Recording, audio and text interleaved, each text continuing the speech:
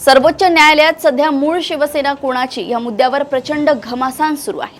कपिल सिब्बल, देवदत्त कामत यांसारखे कसलेले वकील ठाकरे गटाची बाजू मोठ्या हिरिरीने मांडतायत। सिब्बल यांच्याकडून जे तर्क उपस्थित केले जात आहेत आणि त्याला कागदी पुराव्यांची जी जोड मिळत आहे ते पाहता शिंदे गटाला शिवसेना हे पक्षनाम टिकवणे जड जाईल असं दिसतंय। सध्या सर्वोच्च न्यायालयाने ठाकरेंची शिवसेनाच ही मूळ शिवसेना आहे आणि धनुष्यबाण हे चिन्ह या मूळ पक्षालाच मिळायला हवे असा निर्वाळा दिला, तर शिंदे समोरचे पुढचे राजकीय पर्याय कोणते याबाबत माध्यमांमध्ये आणि राजकीय पंडितांमध्येही जोरदार चर्चा आहे।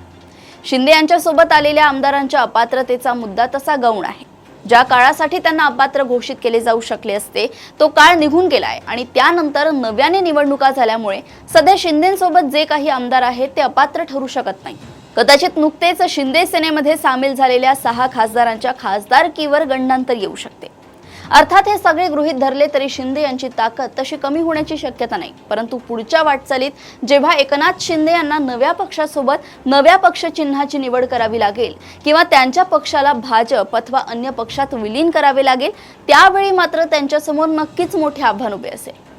आता सर्वोच्च न्यायालय शिंदे गटाला अन्य पक्षात विलीन होण्याचा आदेश देते की त्यांचे स्वतंत्र अस्तित्व मान्य करून त्यांनी आपल्यासाठी स्वतंत्र नाव आणि चिन्ह निवडावे असा निकाल देते, यावर बरेच काही अवलंबून आहे। आतापर्यंतच्या घडामोडी पाहता शिंदे यांना आपले धनुष्यबाण टिकवणे जड जाणार असेच दिसतंय।